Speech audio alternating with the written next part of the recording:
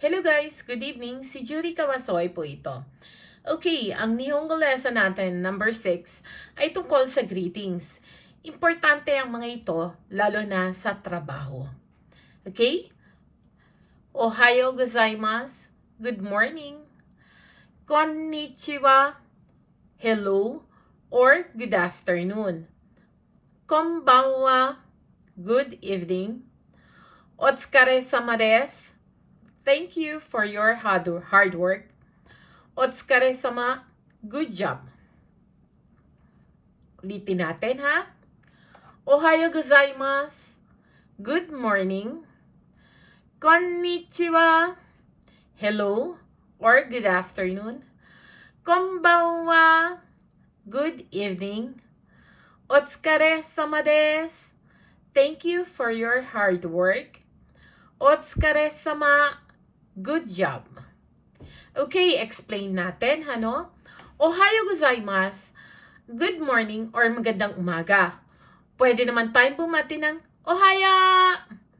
Halimbawa, kachokaran na natin or kaklose na natin yung binabati natin, ohaya! Diba? Kailangan dito masigla yung pagbati natin. Ohaya! Oy! Aha! Ohaya! Ganyan. Pag konnichiwa naman, konnichiwa! Hello! Good afternoon! Hello! Diba? Ganyan. Minsan, hello! Konnichiwa! Ganyan. Pag konbanwa naman, good evening! Magandang gabi! Diba? Konbanwa! Diba? Tapos, otsukare-sama desu. O kaya, sasagutin niyo sila ng otsukare-sama deshita. Pag sama deshita na, tapos na yung trabaho. Pero kapag kami nakasalubong ka, nakasamahan mo sa trabaho, babatiin mo lang sila ng otsukare-sama desu. Ganon.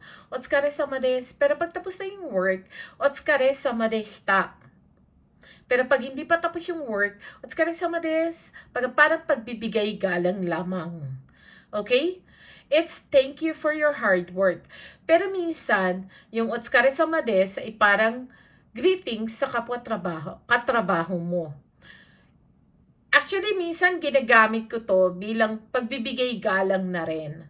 Na otsukare-sama desu, parang pagbibigay galang na binabati ko sila or salamat sa araw na ito, hindi lang dahil thank you for your hard work. It's like, salamat po sa araw na ito. Salamat po sa pagtuturo nyo sa akin.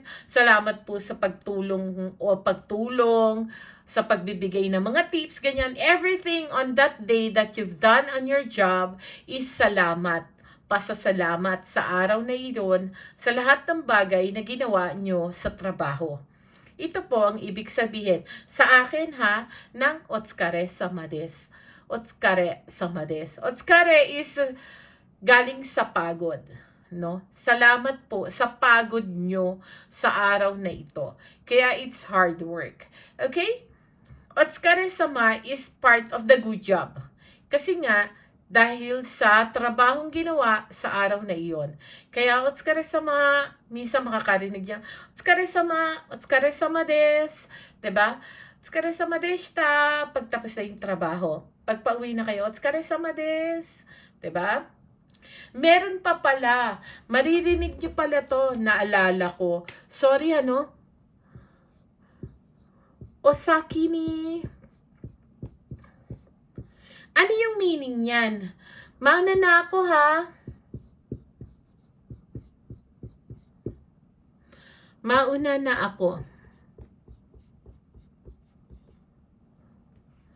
Yan yung mga naunang uuwi, ganon. Halimbawa, paano ko ba sasabihin to? Halimbawa, nagtatrabaho pa sila, tapos, pero time na ha, 7 o'clock halimbawa yung time namin, pero may ginagawa pa sila, pero 7 o'clock na, then I want to go home na, uwi na ako, osaki ni, otsukare-sama desu.